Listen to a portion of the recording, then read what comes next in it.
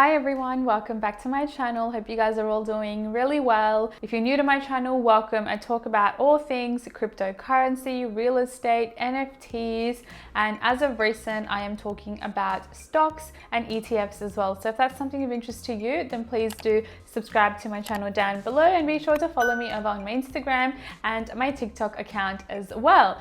So let's get started. As you can tell by the title of the video, I'm going to be answering the questions that you guys sent over on my Instagram account. I asked you guys earlier this week to send through some questions and you guys came through. So I'm going to be going through in no particular order and going through those questions. So let's get started. Okay, so I've got the questions here and I did have a little bit of a look through them just to make sure that I answer them in particular categories, just to make it a little bit more easier. So I had a lot of questions about NFT in terms of the platforms I used, how did I buy it, and that sort of thing. So I'm going to address that now. So the platform that I use to purchase my NFTs is actually OpenSea. So that's the marketplace as to where you can find the NFTs. And then I connect that obviously with my MetaMask wallet, which is where you have to hold Ethereum to be able to purchase your NFTs. OpenSea is for the Ethereum network. There are other platforms, other marketplaces where you can purchase NFTs as well, but OpenSea is just the one that I personally use. Now, I have actually created a YouTube video detailing and showing you step by step as to how you can purchase your own as well. But yes, it's just OpenSea and MetaMask, but you need to make sure you've got Ethereum already there. And to be able to get the Ethereum in your MetaMask wallet, you actually have to get that from another cryptocurrency exchange like SwiftX. Another question around the NFT space was the types of NFTs that I'm looking at. Honestly, I look at the people who are leading these NFTs. I want to make sure that they are reputable people. I need to make sure that the projects are something that I actually align with. I want to make sure that I'm supporting females. Obviously, all of the projects that I do have are currently supporting females, like World of Women. I've got Boss Beauties, I've got Rebels, I've got Women in Weapons. So definitely you can see that there's a bit of a trend going on. Next question I have is, what's a good tip in regards to investing into real estate? Now, there's a lot of tips in terms of investing into real estate, but I have actually also created a video on this as well, which I will leave down below in case you're interested. That's a very recent video that I did. I believe it was just last week that video went up, so be sure to check that out. But in terms of advice and tips, honestly, I would say because real estate is very tough to get into, it's also very tough to do your research, and obviously you're putting a lot of money down as well. You don't want to make a wrong decision. So I personally believe in getting professional help, if that's like a buyer's agent or someone that you know that can actually help you with securing and finding a good deal, and not only cash flow positive, but you want it to be capital growth as well. So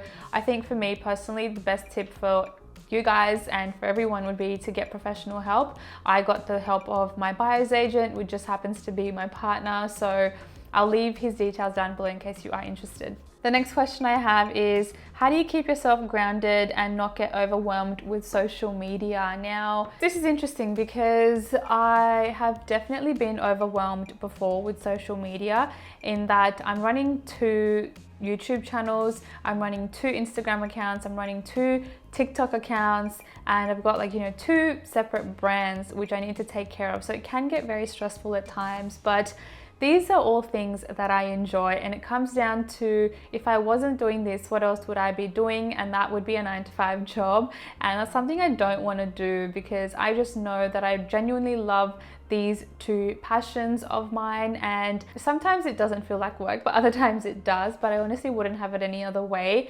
In terms of feeling overwhelmed, and what I do to keep myself grounded is, obviously the people around me are also in the same sort of industry as well. So I'm always having conversations with like-minded individuals. We talk about our ups and our downs. We talk about trends, what's going on. So that definitely helps me to keep me grounded. In terms of not getting overwhelmed, I take breaks, I go for walks, I take days off as well if I'm not feeling the best. So yeah. Next question is, why did you quit your job? Now, I've made a video on this on my channel as well, but very briefly, the reason that I quit my job was just because as I just said, I was losing passion in what I was doing in my 9-to-5 job.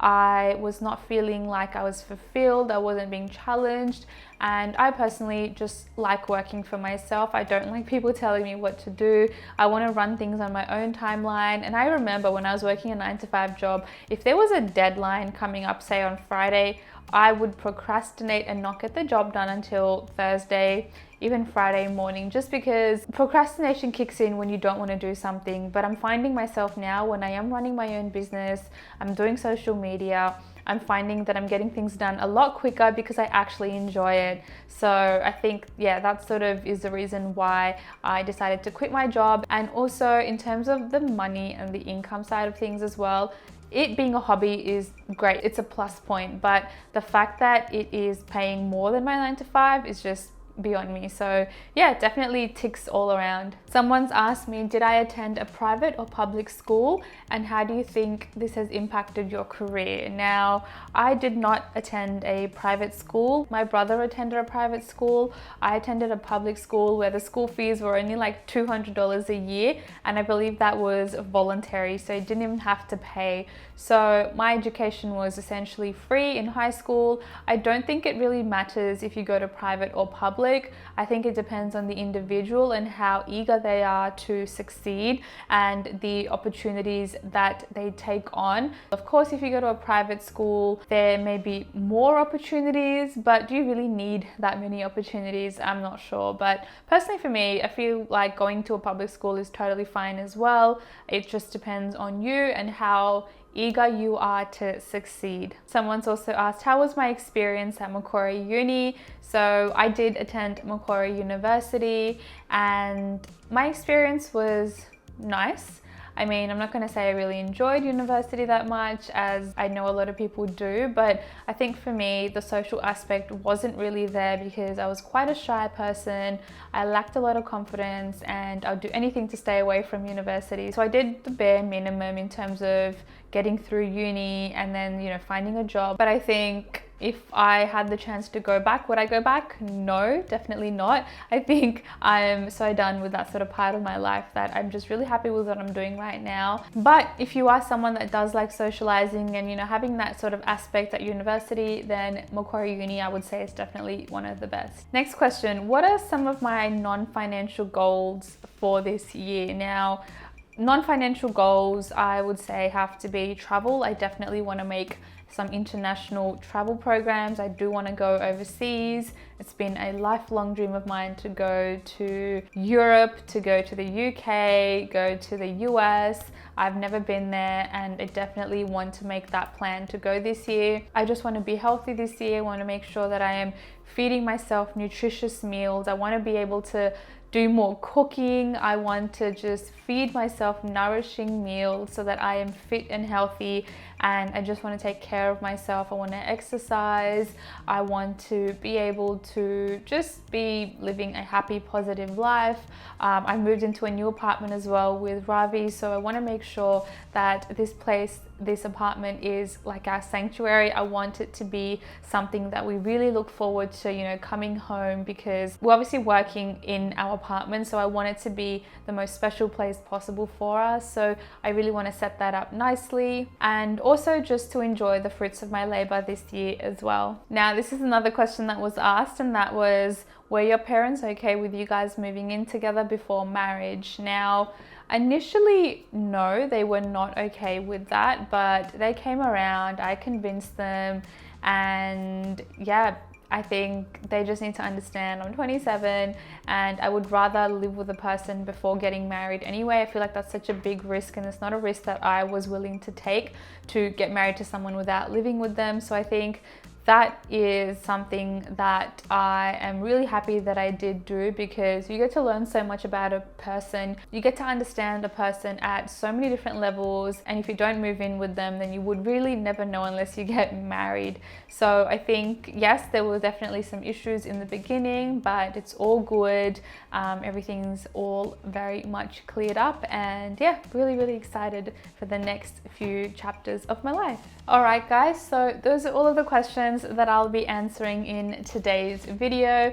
Do let me know if there's a particular question that you want answered by leaving it down below in the comments section. Also, be sure to follow me over on my Instagram and my TikTok accounts. They'll be up on the screen, and I'll catch you guys in my next video. Thanks, guys.